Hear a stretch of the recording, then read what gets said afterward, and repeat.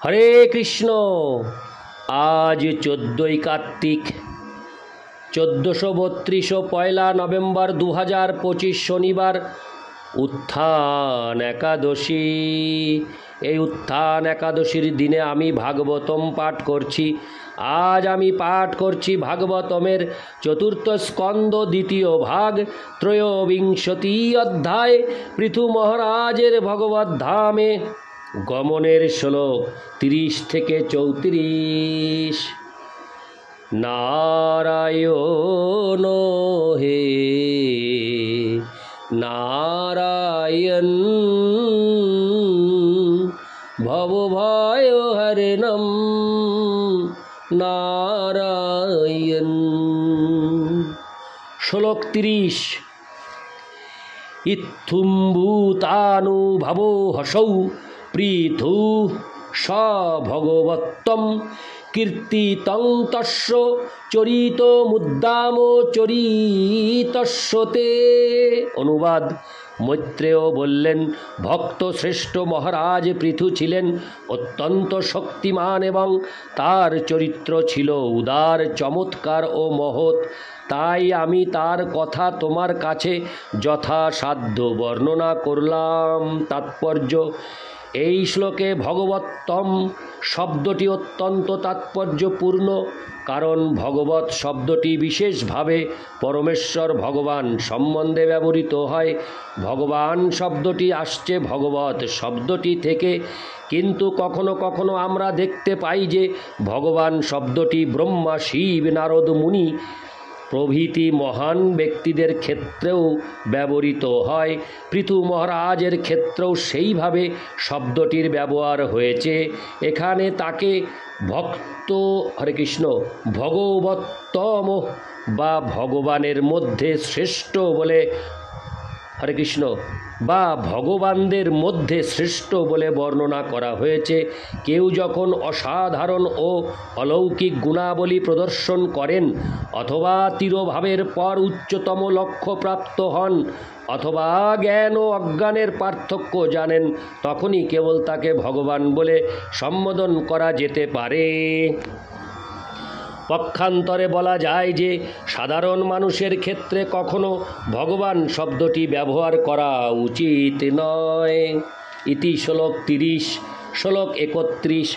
য ইদং সুমহৎ পুণ্যৎ শ্রদ্ধয়াবহিত পঠেত শ্রাবয়েৎ শৃণুয়াদ্যাপি সপৃথ পদবিমিয়াত। অনুবাদ। যে ব্যক্তি পৃথু মহারাজের মহান চরিত্র শ্রদ্ধা ও মনোযোগ সহকারে পাঠ করেন অথবা শ্রবণ করেন অথবা অন্যদের তা শোনান, তিনি নিশ্চিতভাবে পৃথু মহারাজের লোকপ্রাপ্ত হবেন, অর্থাৎ তিনিও ভগবত ধাম বৈকুণ্ঠ লোকে ফিরে যাবেন। তাৎপর্য: ভগবত ভক্তি সম্পাদনে শ্রবণং কীর্তনং বিষ্ণু এর উপর বিশেষ জোর দেওয়া হয়েছে, অর্থাৎ ভগবান শ্রী বিষ্ণুর সম্বন্ধে শ্রবণ ও কীর্তন করার মাধ্যমে ভগবত ভক্তি শুরু হয়। আমরা যখন বিষ্ণুর কথা বলি তখন আমরা বিষ্ণুর সঙ্গে যা সম্পর্কিত তাকে উল্লেখ করি। শিব পুরাণে শিব বলেছেন যে বিষ্ণুর আরাধনা হচ্ছে সর্বশ্রেষ্ঠ, কিন্তু তার থেকেও শ্রেষ্ঠ হচ্ছে বৈষ্ণব অথবা বিষ্ণুর সঙ্গে সম্পর্কিত যা তার আরাধনা। সেই তত্ত্ব এখানে ব্যাখ্যা করা হয়েছে যে বৈষ্ণবের মহিমা শ্রবণ ও কীর্তন বিষ্ণুর মহিমা শ্রবণ কীর্তনেরই সমান। কারণ মৈত্রেয় ঋষি এখানে বলেছেন যে যারা মনোযোগ সহকারে পৃথু মহারাজের মহিমা শ্রবণ করেন তারাও সেই গ্রহলোক প্রাপ্ত হবেন যেই গ্রহলোকে পৃথু মহারাজ গিয়েছেন। বিষ্ণু ও বৈষ্ণবদের মধ্যে কোনো দ্বৈত ভাব নেই, তাকে বলা হয় অদ্বয় জ্ঞান। বৈষ্ণব বিষ্ণুরই মতো মহত্বপূর্ণ এবং তাই ছিল বিশ্বনাথ চক্রবর্তী ঠাকুর তার গুরুবষ্টকে লিখেছেন, সাক্ষাদ্দরিতেন সমস্ত শাস্ত্রৈরুক্তাস্ততা ভাবত এব সদ্ভি। কিন্তু প্রভোর্য প্রিয় এব তস্য বন্দে গুরু শ্রী চরণারবিন্দম। শ্রী গুরুদেবকে পরমেশ্বর ভগবানেরই মতো সম্মান করা হয়, কারণ তিনি হচ্ছেন ভগবানের সবচাইতে বিশ্বস্ত সেবক। সেই কথা সমস্ত শাস্ত্রে বলা হয়েছে এবং সমস্ত মহাজনেরা তা অনুসরণ করেছেন। তাই শ্রী গুরুদেবের শ্রীপাদপদ্মে আমি আমার সশ্রদ্ধ প্রণতি নিবেদন করি, যিনি হচ্ছেন শ্রীহরির আদর্শ প্রতিনিধি। পরম বৈষ্ণব হচ্ছেন শ্রী গুরুদেব এবং তিনি পরমেশ্বর ভগবান থেকে অভিন্ন। বলা হয় যে শ্রী চৈতন্য মহাপ্রভু কখনো কখনো গোপীদের নাম কীর্তন করতেন। তার কয়েকজন ছাত্র তখন তাকে উপদেশ দিয়েছিলেন গোপীদের নাম কীর্তন করার পরিবর্তে শ্রীকৃষ্ণের নাম কীর্তন করতে, কিন্তু চৈতন্য মহাপ্রভু তখন তার ছাত্রদের প্রতি অত্যন্ত ক্রুদ্ধ হয়েছিলেন। এই বিরোধ এমনই একটি স্তরে গিয়ে পৌঁছায় যে শ্রী চৈতন্য মহাপ্রভু সন্ন্যাস গ্রহণ করতে মনস্থ করেন, কারণ তিনি গৃহস্থ আশ্রমে ছিলেন বলে তাকে তারা খুব গুরুত্ব দিচ্ছিল না। আসল কথাটি হচ্ছে যে শ্রী চৈতন্য মহাপ্রভু যেহেতু গোপীদের নাম কীর্তন করেছিলেন, অতএব গোপীদের বা ভগবানের ভক্তদের পূজা ভগবানের পূজারই সমান। ভগবান নিজেও বলেছেন যে সরাসরিভাবে তার ভক্তি করার থেকে তার ভক্তের প্রতি ভক্তি শ্রেষ্ঠ, কারণ হরে কৃষ্ণ ভক্তি শ্রেষ্ঠ। কখনো কখনো সহজিয়ারা ভগবানের ভক্তদের কার্যকলাপের কথা বাদ দিয়ে কেবল শ্রীকৃষ্ণের লীলাতে আগ্রহ প্রদর্শন করে। এরা উচ্চ স্তরের ভক্ত নয়। যারা ভক্ত ও ভগবানকে সমান স্তরে দর্শন করেন তারা উন্নততর স্তরের ভক্ত।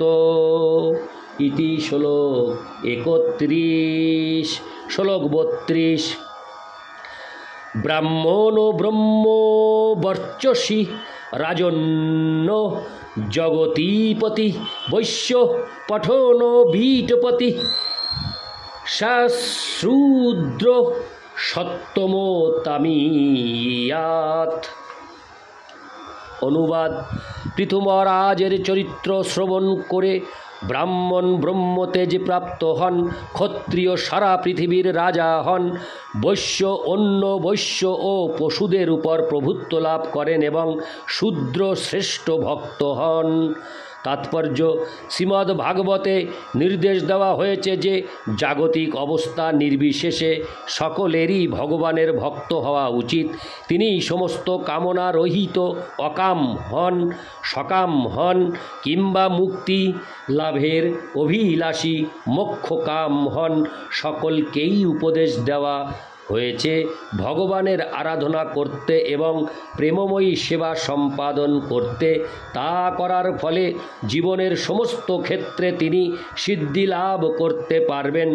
ভগবদ ভক্তির পন্থা বিশেষ করে শ্রবণ ও কীর্তন এতই শক্তিশালী যে তা মানুষকে পরম পূর্ণতা প্রদান করতে পারে। এই শ্লোকে ব্রাহ্মণ, ক্ষত্রিয়, বৈশ্য ও শূদ্রদের উল্লেখ করা হয়েছে। তবে এখানে বুঝতে হবে যে ব্রাহ্মণ বলতে যাদের ব্রাহ্মণ পরিবারে জন্ম হয়েছে, ক্ষত্রিয় বলতে যাদের ক্ষত্রিয় পরিবারে জন্ম হয়েছে, বৈশ্য বলতে যাদের বৈশ্য পরিবারে জন্ম হয়েছে এবং শূদ্র বলতে যাদের শূদ্র পরিবারে জন্ম হয়েছে তাদের বোঝানো হয়েছে। কিন্তু ব্রাহ্মণ, ক্ষত্রিয়, বৈশ্য অথবা শূদ্র নির্বিশেষে সকলেই একমাত্র শ্রবণ ও কীর্তনের মাধ্যমে সিদ্ধিলাভ করতে পারেন। ব্রাহ্মণ পরিবারে জন্মগ্রহণ করাই চরম লক্ষ্য নয়। ব্রাহ্মণের শক্তি, যাকে বলা হয় ব্রহ্মতেজ, তা থাকা অবশ্য কর্তব্য। তেমনি ক্ষত্রিয় পরিবারে জন্মগ্রহণ করাই সর্বোচ্চ লক্ষ্য নয়। পৃথিবীর উপর শাসন করার ক্ষমতা থাকা অবশ্য কর্তব্য। তেমনি বৈশ্যকুলে জন্মগ্রহণ করাই যথেষ্ট নয়। তার কাছে হাজার হাজার পশু, বিশেষ করে গাভী থাকা উচিত এবং অন্য বৈশ্যদের উপর আধিপত্য থাকা উচিত, ঠিক যেমন বৃন্দাবনে নন্দ মহারাজের ছিল। নন্দ মহারাজ ছিলেন বৈশ্য এবং তার 9 লক্ষ গাভী ছিল এবং তিনি বহু গোপ ও গোপ বালকদের উপর কর্তৃত্ব করতেন। শূদ্র কুলোদ্ভূত ব্যক্তি কেবলমাত্র হরে কৃষ্ণ ভগবত ভক্তি অবলম্বন করার মাধ্যমে এবং ভগবান ও তার ভক্তদের লীলাবিলাসের কাহিনী শ্রবণ করার মাধ্যমে ব্রাহ্মণের থেকেও মহৎ হতে পারেন। ইতি শ্লোক 32। শ্লোক 33। ত্রিকৃত্য ইদো মা কর্ণ নরো নার্যথোবাদ্রিতা অপ্রজ সুপ্রজতম নির্ধন ধনবত্তম।